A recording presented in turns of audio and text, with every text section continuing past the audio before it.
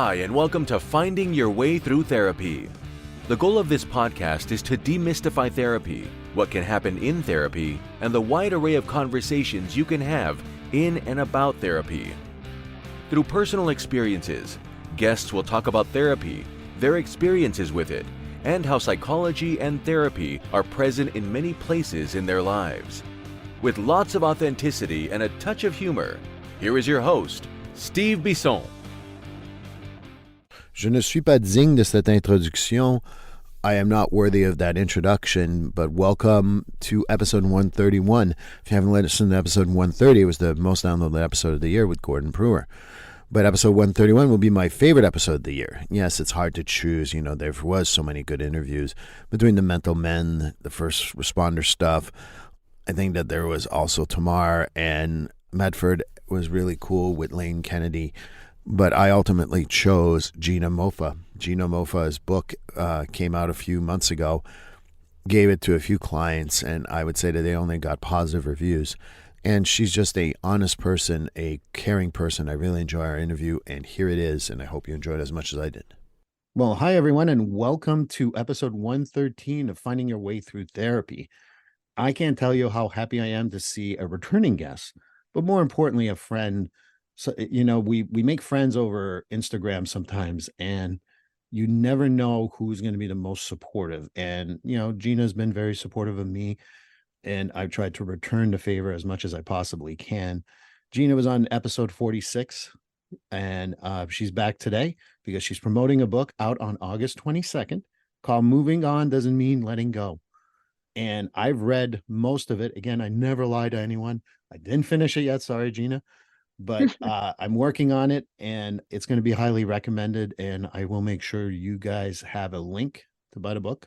And I just want to welcome Gina Moffa back to Finding Your Way Through Therapy. Thank you, Steve. It is always like coming to visit an old friend, hanging out with you. So thank you so much. I'm grateful. You know, it's you develop like these connections with people sometimes, and they come and go. And we connected over Instagram, and it's one of those things that we connected and you kind of go, okay, well, we connect forever or whatever. And I can't wait for you to come to Boston to promote your book so we can have lunch, because we've never met face to face. Never. But it feels like it's been years. So it feels like we're old friends by now. We are old friends by now. Well, I think it's COVID. Like-minded people, right? Yeah, for sure. When you find your people, you stick with them. And I'm so happy. I'm going to go to New York, and we're going to grab dinner or something. Just a great human being. And, you know, I know that people might have listened to episode 46, but maybe for those who missed episode 46, go back and listen to it. But I'm going to ask the same question I always ask all my guests, even if they're returning. Tell us about yourself. It's so funny. This is one of the hardest questions. You could ask me anything about trauma, anything about grief, and I'm like, great. But when you say, tell me about yourself, I'm like, I don't know. My name is Gina. Anyway, my name is Gina Moffa. I am a grief and trauma informed, and we're going to talk about that, therapist in private practice in New York City. I work with people enduring losses of all kinds, life transitions, changes. Even good changes can be hard and traumatizing. And right now I am promoting a book that's coming out on August 22nd, as Steve just mentioned, and it is a book on grief and navigating loss in this fast-paced society that we're in. So this is where I'm at right now, and what a whirlwind. And Gina's being very, very modest. Gina's one of the most compassionate people I know. And if you ever follow her on Instagram, go see her website. You will see the human being that shows up not only as a therapist, but as a human being. And that's probably kind. Why we connect so well. I don't show up as fake, you know, and you don't either. And I think that probably is one of those things. Gina has, you know, her own stuff that she's going to discuss about grief and trauma and everything else. But a person that will go above and beyond for others. If you get to the book, I'm going to spoil a little bit of the intro. During COVID, you know, she had the same guilt, so to speak, as I did, of not being able to help more people. And so to say that Gina's a wonderful human being is an understatement, but there, I helped you with your intro. Oh my goodness, I would never say that. So I'm really, really, I mean, I don't even know what to say. Thank you. Thank you for that. I just love that we're on the same wavelength. And I think, just because we're trained and just because we have extra education and specializations and all of that doesn't mean that we're not still being taught and being students and we still have to show up. I learn so much every day from my work. And, for me, if I didn't have a sense of humility and openness to always learning, and being flexible, I don't know that I could do this work personally. We're more than the sum of our degrees and our education. So, The day we stop learning is the day we're no longer here. That's how I perceive it. And I right. learn every single day, and I try to learn. Again, some spoilers here.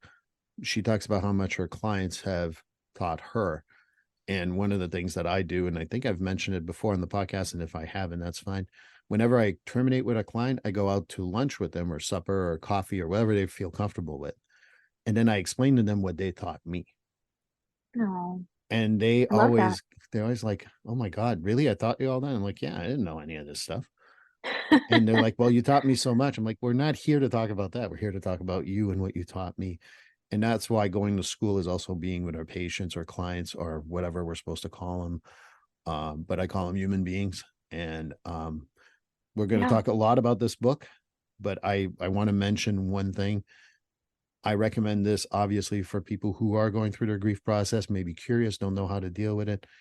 I highly recommend that therapists read it because it's not something that we learn in school, right? I mean, I don't know if you had a grief class. I didn't have a grief class. We had I trauma didn't. class, but it was like, 3 hours and there you go, you're trauma informed, which we'll be talking about. But yeah, I think that Hmm. that's why I want to mention that. Um, but how do we decide to be a therapist? I mean, I know how I decided to be a therapist, but I want to know how Gina wakes up one day and goes, you know what? I'm going to be a therapist. How does that happen? It's really funny because people always say, "How did you get into it?" And I always say, I landed in it. I fell into it. I was always really interested in international affairs and international studies, and really interested in humanitarian crises and the way that people were treated during war. And a lot of this is, as I'm saying this, you can imagine trauma, trauma, Right. trauma. So I was introduced to trauma really through international relations studies, and was always really fascinated on the idea of resiliency and how people in different cultures really got through the most horrific life events, genocide. We're talking about, families being slaughtered and taken away, children being drugged and used as soldiers. I mean, really human atrocities at the highest level. Um, and just really wanting to understand more about how we survived that. And so, as I realized that I was more and more interested in the human behavior part of international relations and less about the law, I fell into, fell into therapy and social work school at NYU, and wanted to 100% knew that I wanted to be in trauma and a trauma therapist. So, and interestingly, at the time, there weren't classes specifically on trauma. It was 2001, and it was it was just after September 11th, where I did my thesis on terrorism and the psychological aftermath. So I was already sort of starting this journey into trauma work, just not really understanding which road would I take in Right. this way. Would I wind up being a lawyer, or would I wind up going into human behavior of some kind? And I didn't know. And, but more and more, it just felt like I was home. The more that I read about people recovering from things and finding life and beauty again, and reading books on trauma. And this was really early on, when we didn't understand what trauma was. We thought it was war syndrome, after Vietnam. And thank God that, Judith Herman was there also to really start this. And really, she was one of the first books that I read on trauma. And yeah, and so for me, I was really just fascinated with trauma itself. And being a therapist sort of fell into that idea um, of how I would use it and how I would study it and how I would go how I would move forward. But interestingly, in all of my trauma work, there was something that I always saw missing, and it was the understanding of grief. And, we talk about healing and integration and all of that, but we don't talk about the things that we have to mourn as part of that process. It seems obvious, or it seemed obvious a lot of my career, but working with Holocaust survivors really kind of brought it home is when I started doing grief work and having grief specific groups here in New York City. And it just felt like, wow, this is a missing link to a lot of things. People just need to talk and come together and feel connected. And it's really that's the overlap in a lot of ways with trauma work and grief work, is the idea of connection again, and safety and connection. So I just gave you the country roads on how I became a therapist, but it was really interesting for me to kind of come from this place where I was looking at human behavior from a place of, diplomacy and theory, and now, looking at feelings and emotions behind war. So yeah, that's how it all came to be. It's always a clumsy answer, but it is not always a linear, like grief, not always a linear path to where we land in our lives that have the most meaning for us. So a little bit of a messy journey, but the right one. You're the third person on this podcast that have gone from the law world to being a therapist. And certainly I see the same compassion from them that I see from you, and realizing that it's that part of the human experience that people look into. And, Yeah. you talk about different authors, like Bessel van der Kolk, has an amazing book on that. And Harriet Lerner, I think, has one, especially for women. And I Hmm. think it's called The Dance of Anger, but it's truly Hmm. about the grief process. Absolutely. And I love her book too. But we talk about all this and how we get to this point. I mean, it's not a linear process, because I remember my sixth grade teacher. I'm just going to share this story. He had put two things on the road, on the mat, on the board, and this was chalk days. He put a straight line and a route A to route B. And then he did one A, and then he made squiggly lines to route B. And he said to us, and I was 11 at the time. He says, "Okay, which one is going to teach you the most?" And Wow. he said, "That's the one that you need to remember. If it's a straight line, what are you learning? If it's all screwed up, but you got to learn throughout the process, it may actually be even better for you." And so I always remember that. And this is what I was 11 at the time. So it was a It's long-term thing. amazing. So we Good need to look, teacher, we do need those different views. for But sure. the other part too, sometimes people become therapists because maybe of their own experience in therapy. And I always ask the same question to everyone: have you ever Mhm. been in therapy? I sure have. Yeah, I'm not currently in therapy, but I've been in therapy sort of on and off as needed. It's been a minute. I actually could I think about it sometimes going back in just to deal with right now some imposter syndrome that the therapists are not immune to or Yes. exempt from. But yeah, I have been in therapy. I think therapy for me has made me a better therapist. I love the idea that we can really take time to self-reflect with another person in a way that, I don't know, it just airs out the wounds. And, so I think that for sure, both for better and worse, in a way, because I didn't always choose the best therapist for me Right. also. And how much we learn just from that, what things not to do, And ways not to act. it's also very important to know if you get along with your therapist. I certainly encourage people to do that after a few sessions with me. I'm like, is this the type of therapy you want? If you don't, that's fine. I'll find someone else. And Yeah. I think that I learned that from my own therapy too. So sometimes you Yeah. got to experience it in order to get it better. It's so true. It's so true. I remember being young before I was going to be a therapist, just wanting to be liked by my therapist and wanting to do therapy right and wanted to, be well behaved and very neat and all of that. And it took some time for me to realize, what am I paying for? This this is crazy. I would never want someone to come into my office and try to behave or want to do something right. I would be so, oh my God, I'd be so upset if that was something that they felt. But yeah, it's funny. It's funny the things we learn from doing things wrong. I had a therapist after I had 3 losses in 10 days and started therapy with a new therapist. And, I started the first 15 minutes and she looked me in the eye and she says, "All right, now that you've told me all the therapist bullshit, how about you start being real and being truthful to me?" Yes. I'm like, "Ooh, that's my therapist right there." She called me on my stuff in 15 minutes. I love And it. Yeah. she Sounds like let me me be too. sloppy and she accepted me for being sloppy. And that's what therapy is. If it was a easy process, we would just say, "Here's the book, you're all set." Best of luck to you. Yeah. But that's not how it is. No. And that's what I think is so hard also about like the new age that we live in, where society wants very quick fixes. And, where people now would almost prefer to go to coaches because they're advertising like 4 easy steps to get through your trauma, 5 ways to heal your childhood abuse, and go. And Right. so it definitely feels harder to be a therapist these days, but the journey is life changing, life changing. One of my clients once said to me, "You only get what you want out of therapy if you put yourself out there and be sloppy and not expect a time frame." Absolutely. And that wasn't a therapist, I was a client. And I Yeah. always remind people of that. Like, you want me to schedule 12 weeks and you're going to be better?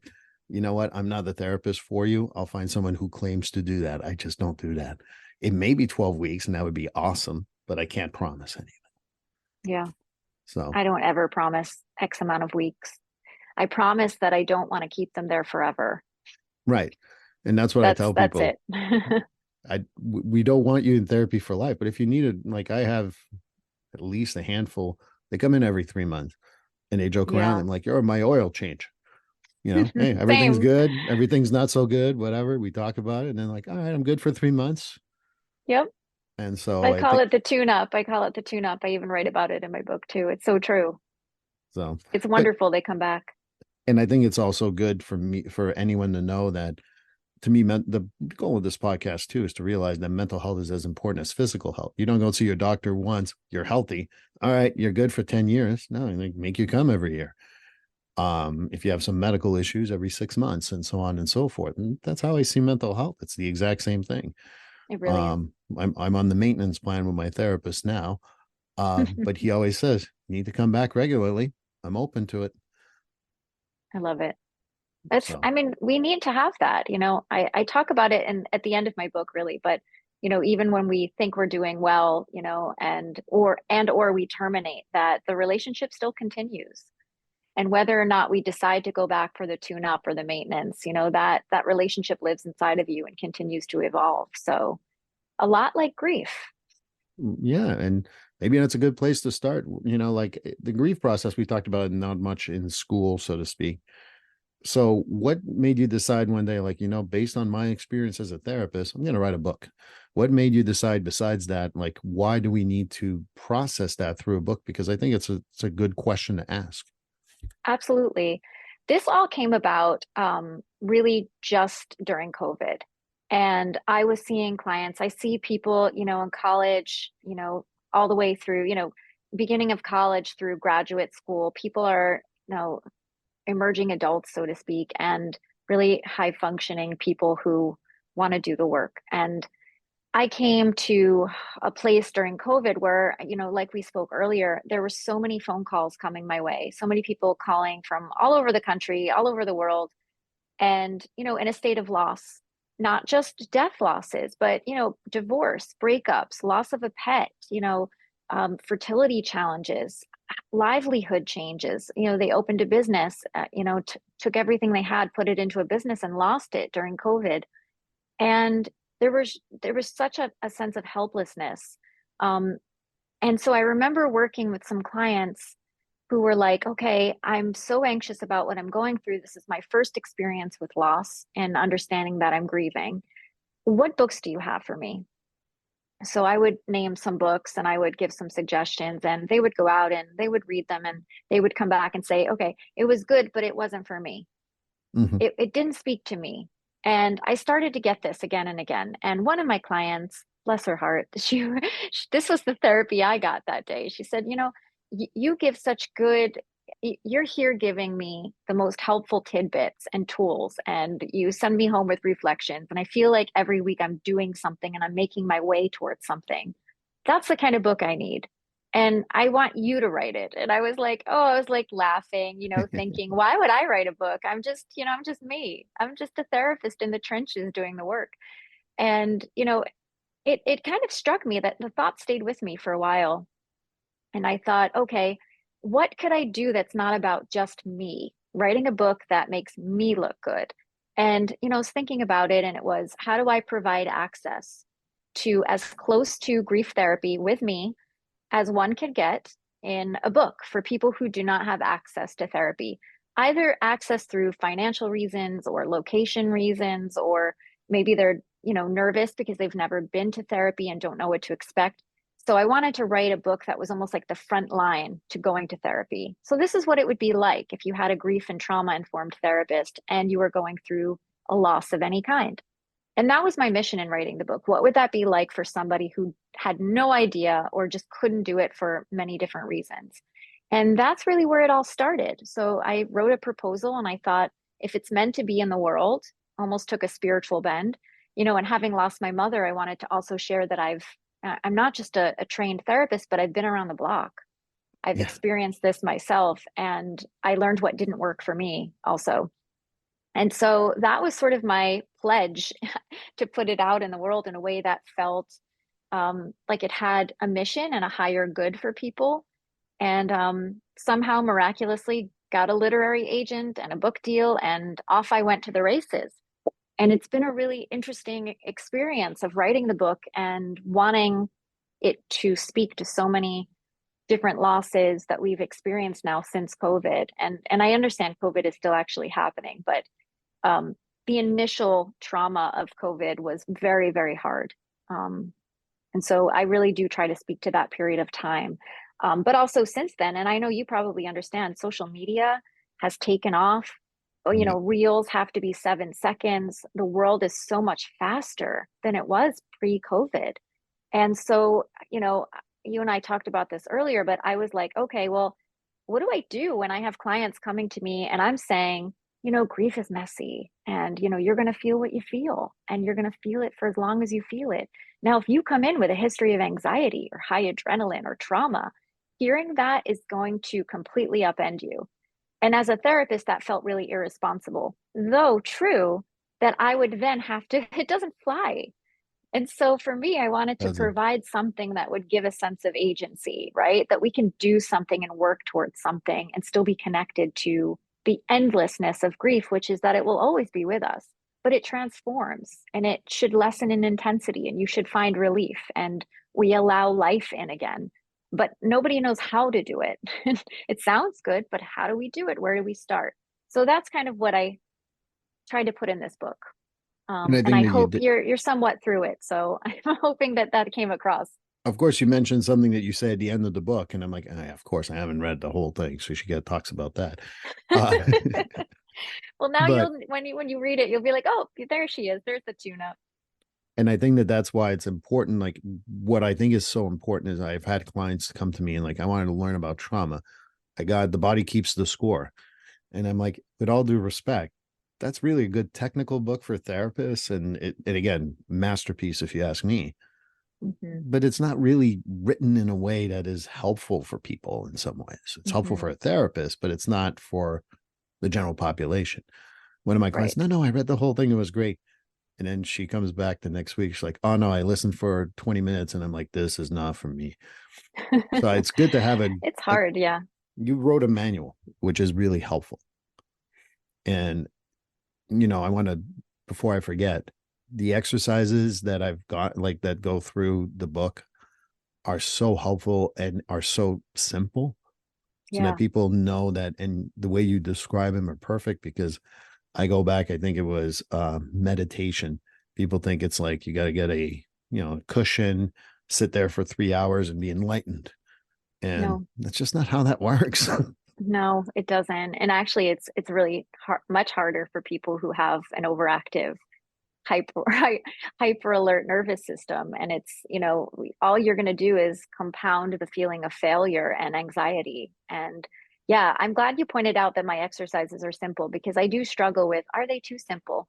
But then I think of a grieving brain, and a grieving brain, it really can't take in a lot of information that feels too dense.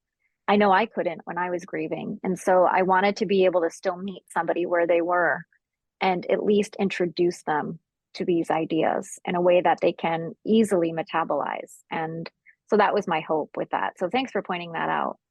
Well, when your central nervous system, and if I ever refer to it as CNS, I'm just giving everyone a heads up. That's what I call it sometimes, is so overactive. Doing meditation for 3 minutes can seem so overwhelming. So Yeah. if you just do a breathing exercise for 30 seconds, square breathing, for example, or something like that, even for 30 seconds or a minute, then Yeah. you're already there and it's helping your central nervous system. So Yeah. that's why I like the simplicity of it, because you talk about a little bit of what we want in this world. We're also looking for simplicity. If I sat there and said, okay, we got to get a Bodhi tree, you got to read the 4 books on Buddhism that Buddha wrote or his disciples wrote, and then you'll be maybe perhaps enlightened. People will be like, no way. No, it's so true. It's true, I think sometimes people write things and they're dense and they're made for whoever they're made for, but my book wasn't made to impress my colleagues. My book was made to bolster the work that people do with clients. And that's the most important mission of this, and our clients need things that they can easily digest and learn about. Well, So, you've impressed at least one colleague and you're looking at him. well, I mean, you're a little biased because you are my dear friend, but I do appreciate it. You have no idea. And I would actually need you to tell me if you thought it was really crap. So Well, between you and me, I've not been known as someone who holds back. that is the truth. So, I feel that way. If I thought it wasn't good, I would be like, yeah, I wouldn't probably say that on a podcast, but I privately go, hey, look, Gina, this is like, ooh. But no, Yeah, it's really best of luck. good. And I I think appreciate it. about, the audience listening, sometimes it's looking at what is grief, and Hmm. people want to put a label on it. And sometimes it's hard to define.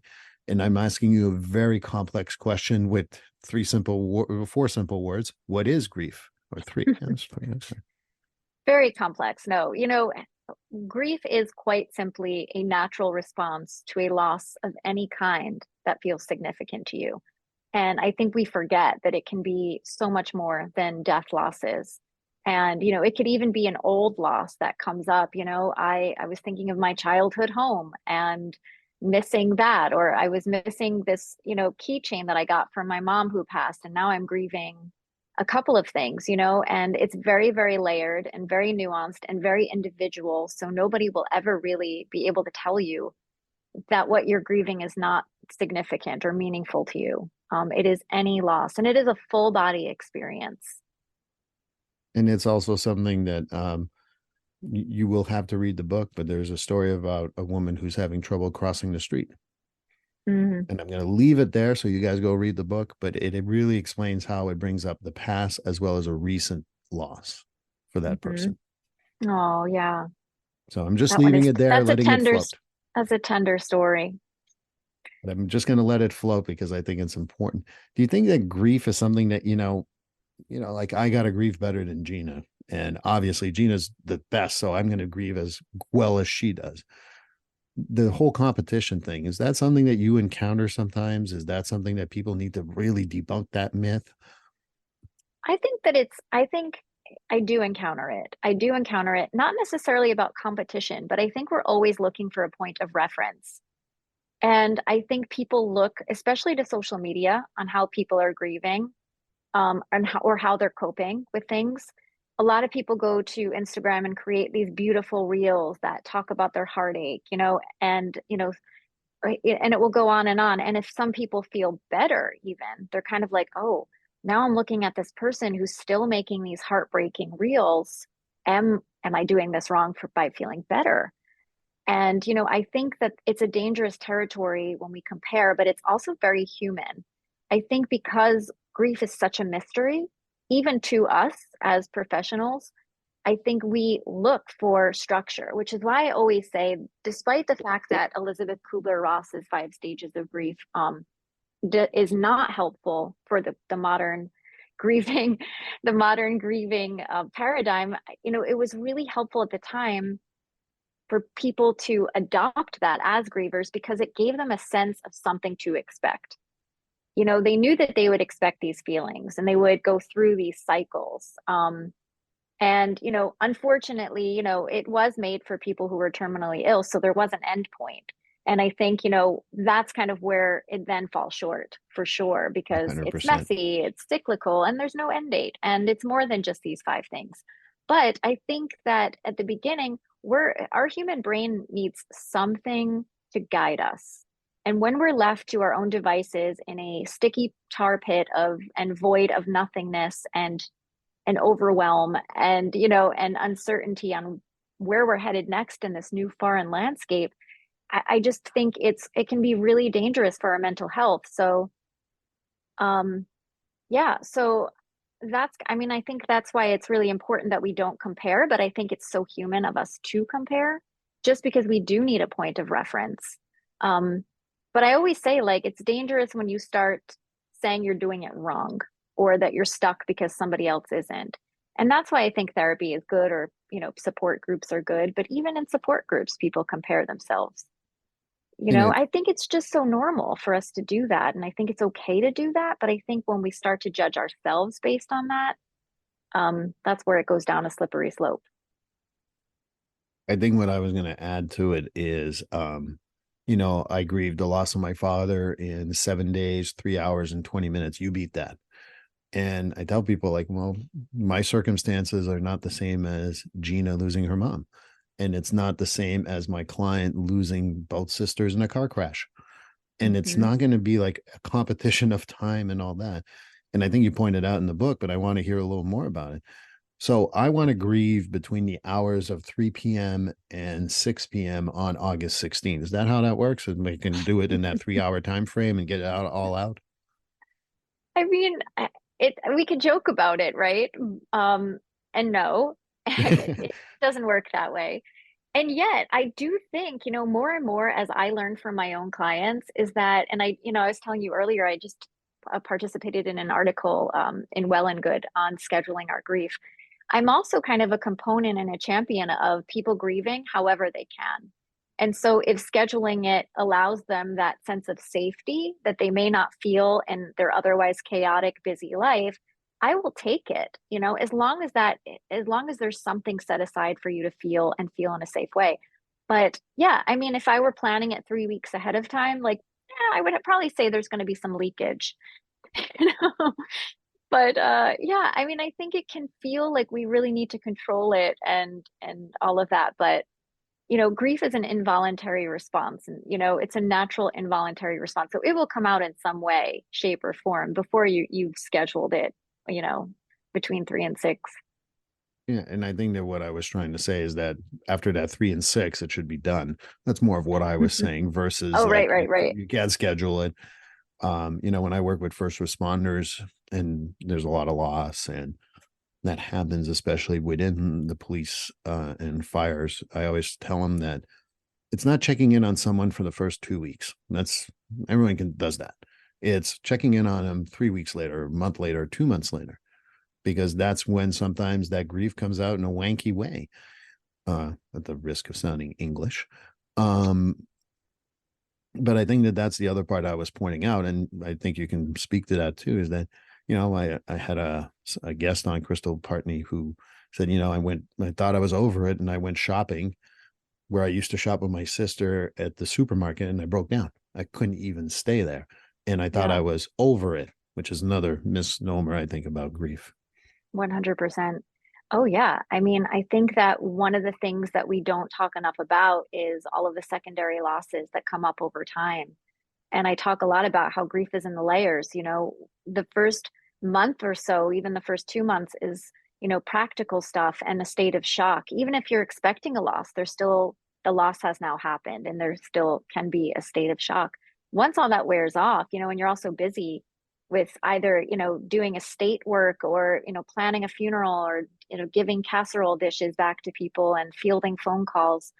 Um, Once that wears off, and you're left looking at your life again, at your life as a whole, and also what's in front of you, all of these other losses come up in different ways through time. And also, the idea of being over it, there are triggers and grief reminders all the time that will come up just as trauma does. And, can really feel like it's set us back. But I think one of the things to remember is that it will happen.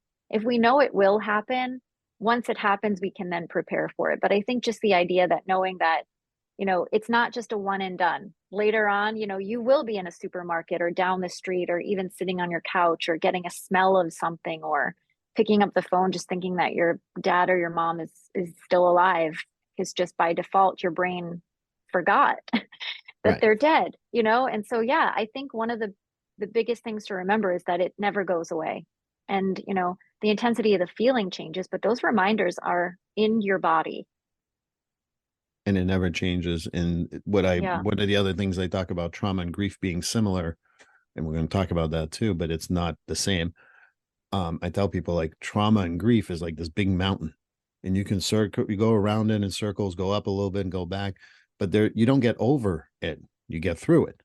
Mm-hmm. And the grief process can be quick, could be long, can show up in different ways. I've lost my friend, as everyone knows, that part of my being a therapist is losing my friend when I was 12. Yeah. I can talk about it today. Come Labor Day, when it's going to be the anniversary, we'll talk about, maybe I won't have a hard time. Maybe I will have a hard time, but there's no way in hell I'm going to judge it. And I think that's Yeah. the other part that's important. Yeah.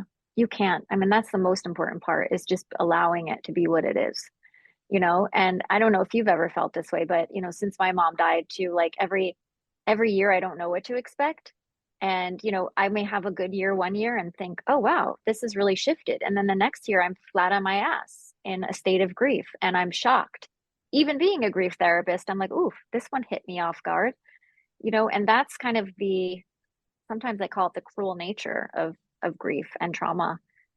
Is that every year, from year to year, it still can be different if it's an anniversary or a milestone or all of that. So just to continue to not judge and be gentle with it every year and plan as best you can to be gentle. I don't have it in front of me, but I remember like kind of like going, first year was tough with my dad. Second year was, things were okay. Third and fourth year were really, really difficult. And then it got easier. Last year was fine. I don't know what it's going to be in December, nor am I going to be like, let's predict it. Yeah. Oh, yeah. The only thing you can do is plan. And I always say, and this is also in my book, I don't know if you got this far, but sort of like the ABC, like really simplifying kind of like your plan A, your plan B, and Mm-hmm. your plan C, so that you don't feel so overwhelmed that now you feel like you have to do what you planned for that, fourth or sixth year. And you can plan accordingly, like, well, it may be hard, but I don't know. So I'll try to go to this party, or maybe I'll go to work, or maybe I'll go to dinner. That's my planning. And if I wake up that day and it's not feeling it, and I feel really bombarded by that grief and that loss, like, nope, we got a plan B. And if that plan B doesn't feel good, let's have something on the horizon after that. Because I think just knowing that you've already planned something, it'll fall a little bit more gentler, a little bit gentler in that way, because you're giving it thought and you're sort of preparing, so that sense of anxiety is lessened. But absolutely, if we could predict how we would feel 10 years from now, I mean, you and I would be in a different business. But Right. It would be fun. sure would. I think I'd look forward to it, but I also talk about how when you're grieving, and I think you mentioned that in the book too, is that there's not like Gina's going to grieve differently than Steve, and Steve's going to then John and Jane and Judy and Frank. They were all going to do it differently. And I think that one of the things that I kind of remind people is that while we all grieve individually differently, I think that we also got to realize that grief is not, like we said, a linear process. It is absolutely not a linear process, but there's strength in numbers. Mm-hmm. Um, People who knew my dad are people, sometimes when I'm having a hard time, I reach out to them, because even though they're not experiencing the same thing, they can really, like, there's a strength in numbers. I know you have things to say about that, but I think it's also important to know what your resources are. I think the resources are probably one of the most important things. I think being able to continue the relationship in some way through people, to be able to talk about him, to talk about their relationship, we relationships are complicated, especially parent child, right? So I find that even with my mom being gone, that, new things come up every so often that I think about. And I'm like, oh, I need to talk about that, or I need to process that. And it's sometimes a real comfort to hear it from her friends to keep her going, or to even, I'll talk to her myself. Not that I'm hearing back necessarily, but the Right. idea that I can actually have that conversation. But I think without talking about her with people, and processing my feelings with other people at times when they come up, with whether it's her friends, or whether it's honoring her or creating rituals. A lot of my friends sort of know the anniversary of my mom's death, so we'll go and raise a glass of prosecco, which my mom didn't drink often but would celebrate with. And so it's something like that, and those moments bring me so much comfort. And if I just were to go out on my own and get a glass of prosecco, it just wouldn't. I think I would be sitting in the sense of loss and the void, as opposed to celebrating and remembering the love. But also, yeah, I mean, grief can feel really complicated. So I think when things come up, and they will through the years, as relationships continue to evolve, or you miss them more, or your life has progressed. I mean, there's a lot of introspection when it comes to loss. I think it's important to not just process it on your own, and to really do whatever you can to make sure that you've got an army of people there for you that feel safe and don't judge you. I mean, And by the way, I just have to say this as a side note, because it's so crazy. As we were talking about this, I have a balcony right outside of my apartment here. in the world of therapy, the power of connection and understanding is undeniable. That's where the Peer Network steps in, offering a bridge of support that complements your clinical expertise. Imagine a service where certified peer support specialists, through telehealth, extend your reach, offering clients continuous, compassionate care. This is what the Peer Network provides. Our peer support specialists are not just trained, they're experienced. They've walked through the path of recovery and resilience. They speak the language of empathy and understanding, essential in mental health and addictive recovery journeys. As a clinician, your goal is to see your clients thrive. The Peer Network enhances this journey, offering a layer of support that's accessible, reliable, and deeply human. Join us in this mission of comprehensive care. Incorporate the Peer Network into your practice today and witness the transformative power of peer support in mental health. Visit thepeernetwork.com. Together, let's create a world where everyone feels supported, understood, and connected. And about 6 pigeons just landed on my table and are looking in at me right now. As you said, people around you. And I'm like, there's you're naming Frank, and you're naming all the people, and they started landing one by one. I had to tell you this real life moment, because they're still looking at me. It feels like I have an audience. It's a little bit off-putting. I'm getting stage fright now, Steve. I was going to say, you got to get used to this. This is going to, that's going to happen over the course of the next few months. It's never happened before. It's hilarious. And they're really looking in at me. So it's so anyway, I just had to, sorry listeners. I had to share that with Steve, because it's I think my really, listeners will love really that. something. I'm like, look at all these pigeons just looking at me. They're really, it's a little bit invasive. But anyway. Pretend you're on the Today Show and they're all staring in the window like that. Oh my God, that's true. That's true. All right. I'll sign some autographs later. Oh, perfect. I'm going to go back to another part that I think we talked off air before this, and the importance of the nervous system and how it's rooted in the nervous system. Can you tell me a little bit more about that? Because I think it's absolutely right. So I'm not going to say anything. I'm going to let you talk. Oh yeah. I mean, look, at the end of the day, our nervous system is there for survival. Our brain has one purpose, and it's to keep us alive. And, our nervous system, I see, as the smoke alarm. It's always looking out for a fire for us. And loss is a fire. And, and so one of the things that I always say, this is how I actually compare grief and trauma. This is where they overlap, is in these moments of our nervous system. And this is where a lot of things can feel traumatic about loss, even if you haven't necessarily had a traumatic loss. And I say that with quotations because there's a frighteningly vague definition of what traumatic loss is. And it is really just circumstances that feel traumatic. Great. And that is according to the Journal of Traumatology, European Journal of Traumatology.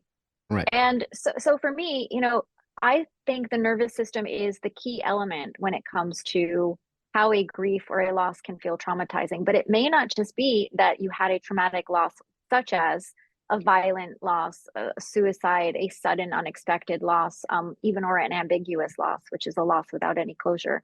But our nervous systems hold anxiety and high adrenaline. If you are somebody with a history of anxiety, this will be a very traumatizing period of time for you. Right. If you are somebody who just physically, has is always on high alert with your nervous system, if you go into fight or flight easily, this will be something that feels traumatizing.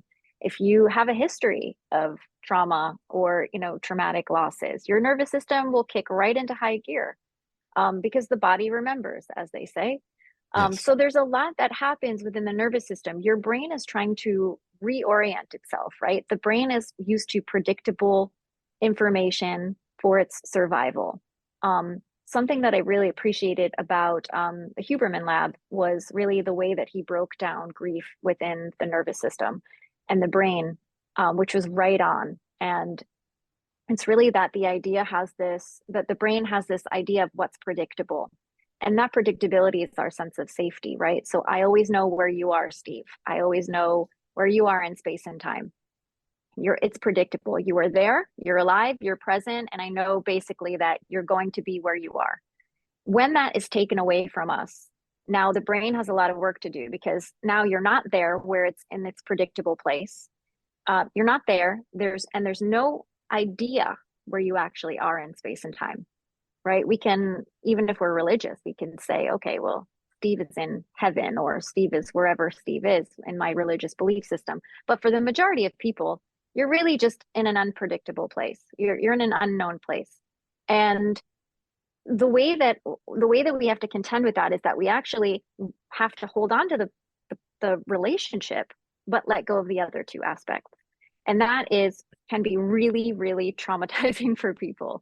How do I hold on to the fact that Steve is still in my heart and in my mind without the idea that I don't know where Steve is? And even with divorces where people don't talk to each other anymore, it's sort of kind of the same idea, where we're holding on to something. But so, for a lot of people who have, poor coping skills or a history of trauma, or, the relationship was based on survival, if this was somebody that was their caretaker or someone they care took, it can really complicate the brain's way of processing this loss. And we can be thrust into a hyper alert, hyper arousal. And a lot of people won't really understand that it's much more intense than, say, just normal fresh grief, quote unquote. You will really be in a state of hyper arousal to the point that you can't find relief. Right. And that is one of the parts of grief that people don't talk enough about, is really that overlap with a sense of trauma, and all of the ways in which something can feel traumatizing to people. Right. So I wanted to point that out in this book, because it is important that we don't feel so isolated when we're having what could feel like an abnormal reaction to a loss, but based on our history, our attachment, to that person, and really how we can contend with the idea that they are no longer in their predictable place for us. And I think that when I go back to the central nervous system and all the hormones, I think people who don't understand that, I said, okay, well, what about if I told you you're calling your favorite restaurant or going to your favorite restaurant and it's no longer there? Or they said, oh, we moved to a different town, different part of the city, or what have you. Look at your reaction. That's your central nervous system, because there's lack of predictability suddenly. Yeah. And the other thing that you point out in the book that I really want to point out is that most people say well, I'm feeling this way. It's my central nervous system. The central nervous system doesn't feel anything. Yeah, it's true. I mean, it's just there to protect you. It's just got the hormones racing out to keep you alive and all of your major, other major systems functioning. And that's really basically it. But I don't know where you want to go with that one, where we talk about it. But I think it is important to understand that it's your safety. It's responsible for your safety and your survival only. And so when we talk about, say, grounding and centering your central nervous system, it really is about sort of getting those hormones into check so that they're not racing around trying to keep you alive or figure out where the fire is in your body that's going off, because that's really their only job. They don't feel anything. They're not feeling scared or, they're like, hey, it's like the fire department sliding down the pole, getting the hoses ready, getting their gear on and jumping into the truck and looking for that fire to put out. And it's not, that's their only job. So when we talk about sort of grounding that nervous system, it's what can we do in order to provide a sense of safety to our body and our nervous system so that we can then feel. Right. And I think that the reason why I mentioned that, and it's from Gabor Mate's book on the myth of normal.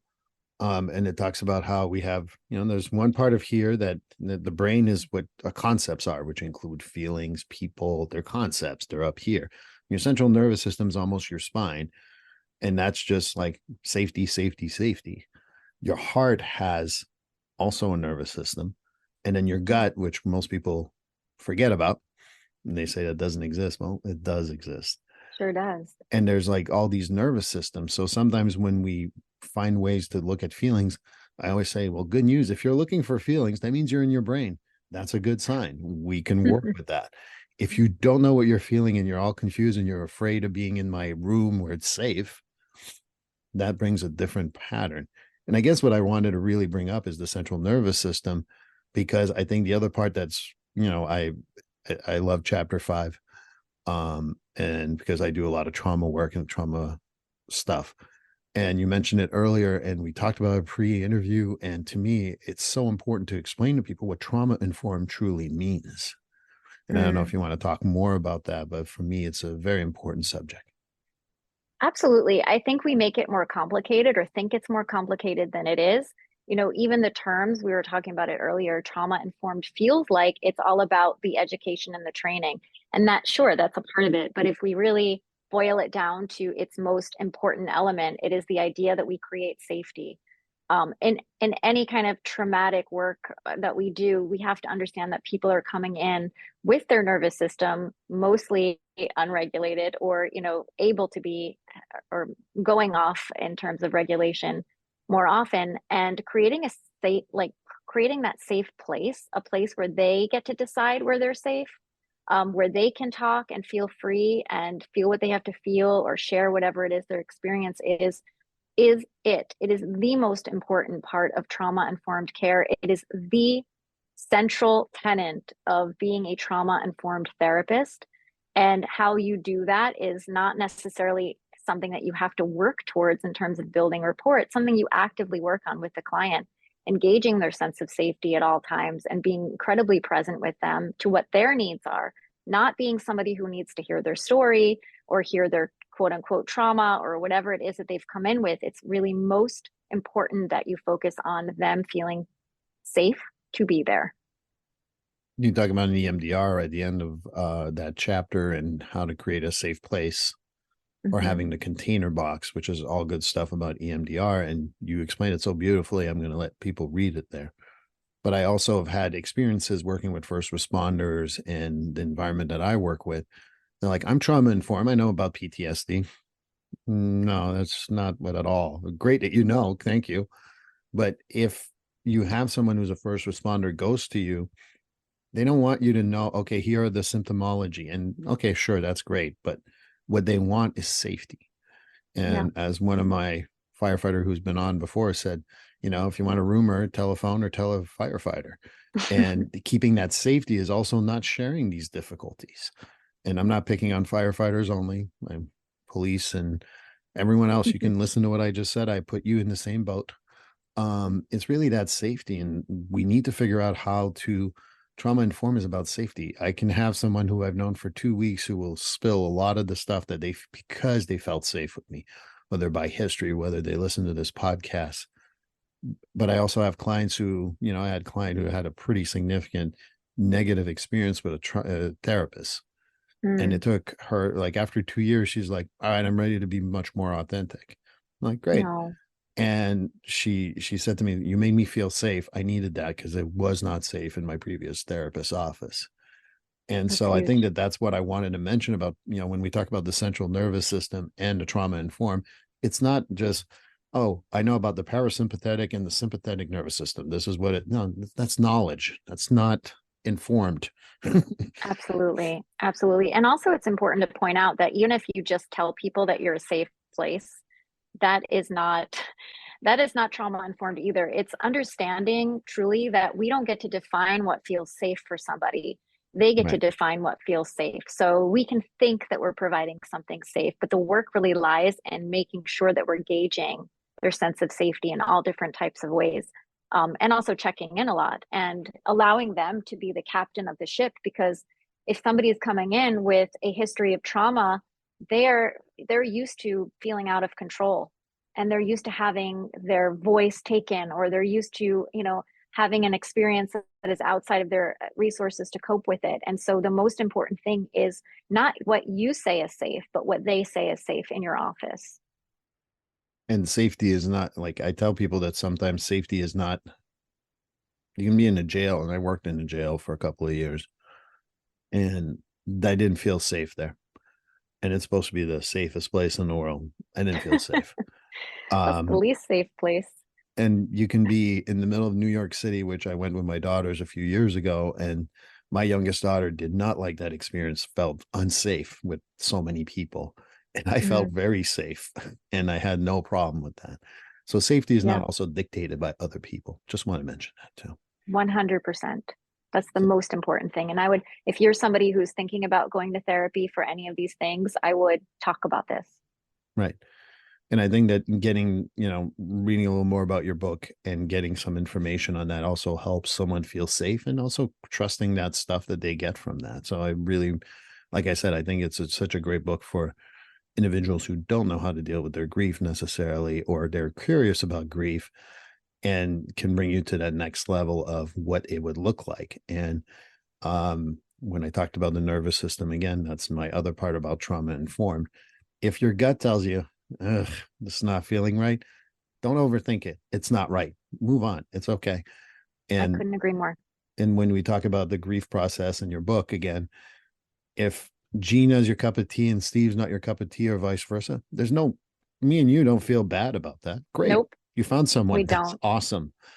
The right therapist won't take that personally. And I think that that's where I tell people, like, tell us it's okay. There's nothing wrong.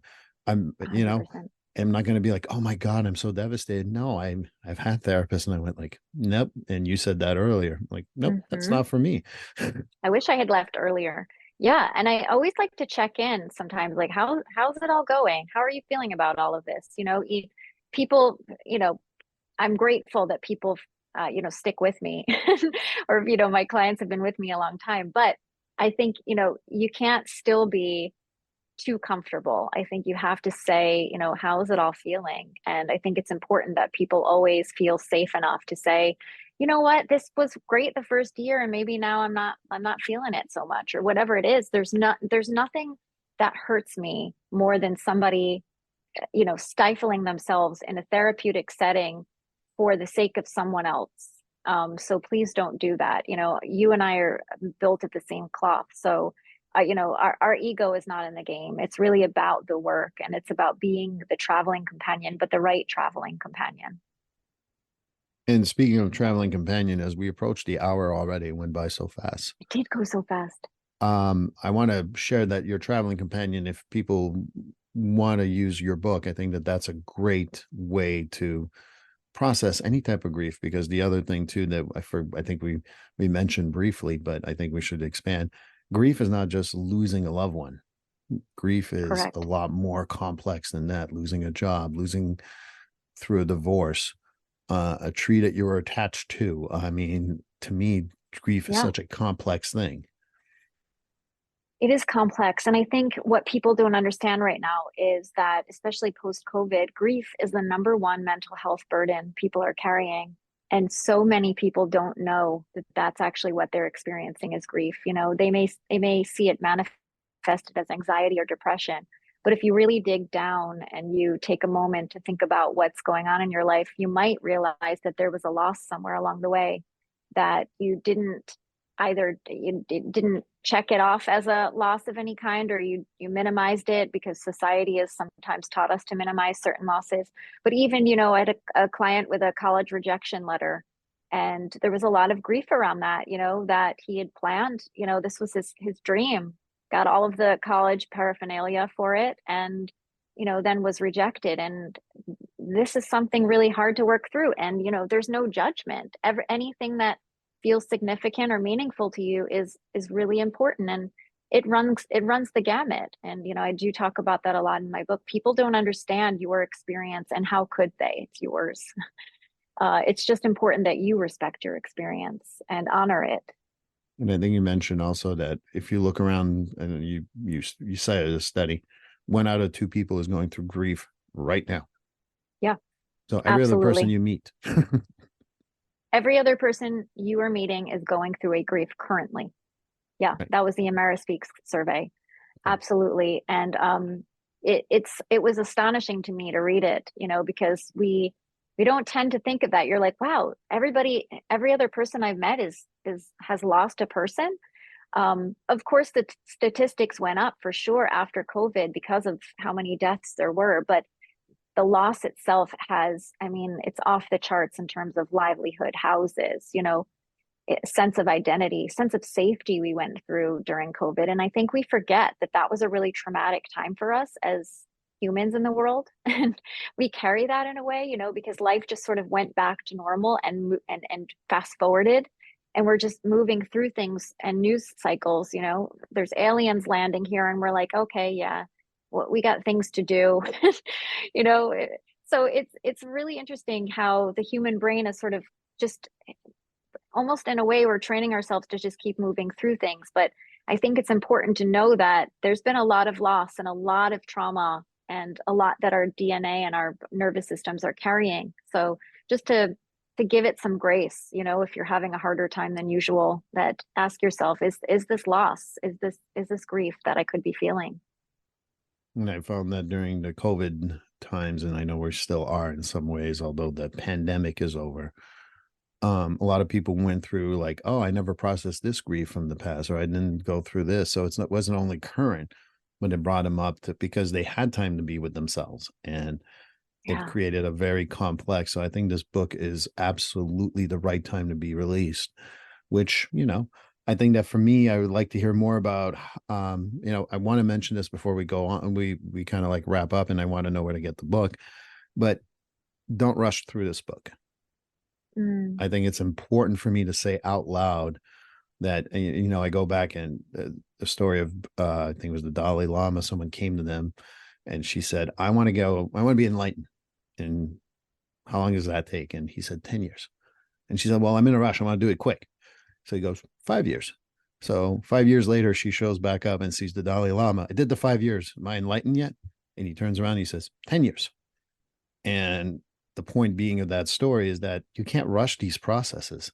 You can't be No. enlightened because you rushed through it. You can't go through grief because you try to process it faster and you're better or worse or whatever.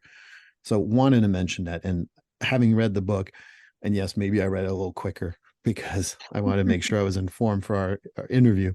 But I truly believe that that advice that I think you give at the beginning, if I remember correctly, is the best advice I can give to anyone who's going to pick up your book. Yeah, thank you so much. I think, you know, my hope is that there will come times in your life that you need to pick it up in different ways to either look at rituals for carrying on, or, you know, if you had a hard relationship with someone you've lost, how we retrace our steps and look back at things, you know, whether they're, you know, death, losses, or divorces. And, you know, really being able to look at our loss in context of our whole life, and how we are, the strengths, the relationships, our support system, the way that we care for our body, how we cope with hard things in general. I talk about rhythms that we get into during grief. And really it's about the gentleness, it's about the presence, it's about the tenderness.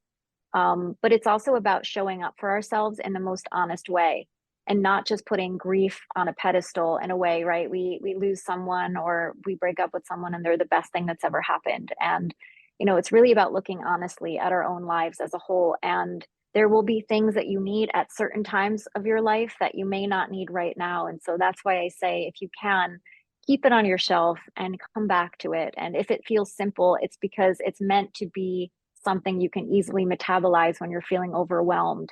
Not something that you have to look up and, Google what the meaning of it is or feel like it has a density. So just know that it's coming from my heart, and the hope is that it lands in yours, however you need it, whenever you need it, or for someone else who might need it. And that's it. It's just to really be there for one another and provide a safe and soft landing. Couldn't have said it better myself.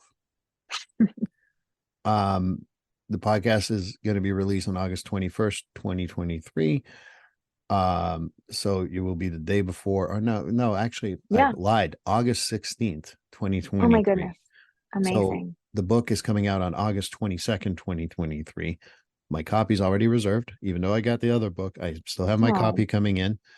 Thank you so much. So where can we find the book? Obviously, I know, but I want you to tell our audience about how to get that book.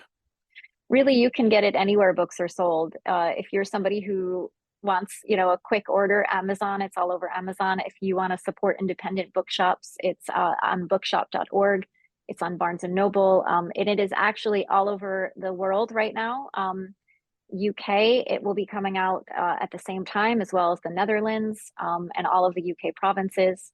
And so, it will be available everywhere books are sold on August 22nd. And I obviously would love it if you stay in touch with me and let me know. If you're, listening right now, you can find me on Instagram at Gina Moffa LCSW, or shoot me an email from my website at ginamoffa.com. I really just want this to be something that brings people together, and where people feel less alone, or they learn how to help people they love. And so really, to me, grief is about witnessing and connection. And the only way to do that is through authentic community. So please stay in touch with me.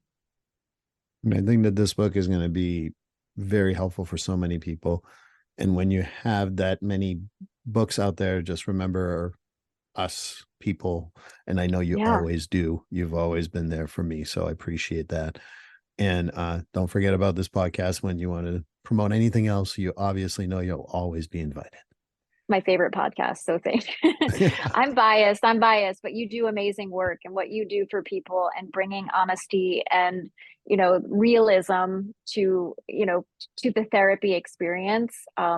You make it less scary for people. And I'm just so grateful. I'm grateful to know you as a friend, and I'm grateful to have you as a colleague. This world is better for people like you, because of people like you. So thank you, Steve, so much. And thank you for having me here and allowing me to spend time with you and your audience, who's amazing, because I see their comments. Well, I appreciate you, and I appreciate your book, and I can't wait for your tour when you come to Boston, because I'm going to have lunch or dinner or something, and we're going to get together for sure. All of it. Thank you so much. And I'm just grateful. Thank you so much. I've always cherished our time. So thank you. Well, this concludes episode 131. Thank you, Gina Moffa. Hope you go get her book. I'll put a link in the show notes. But more importantly, thank you for the whole year. Season 10's over. This has been quite a ride. Still enjoy it. And I can't wait for you guys to hear my interview with Dr. Hayden Duggan. That'll be the first one of the year. So I hope you join me in the new year, 2024. I can't believe I'm saying that. But I hope you join me in the new year. Have a safe rest of the holiday season, and I'll talk to you soon. Please like, subscribe, and follow this podcast on your favorite platform. A glowing review is always helpful. And as a reminder, this podcast is for informational, educational, and entertainment purposes only. If you're struggling with a mental health or substance abuse issue, please reach out to a professional counselor for consultation. If you are in a mental health crisis, call 988 for assistance. This number is available in the United States.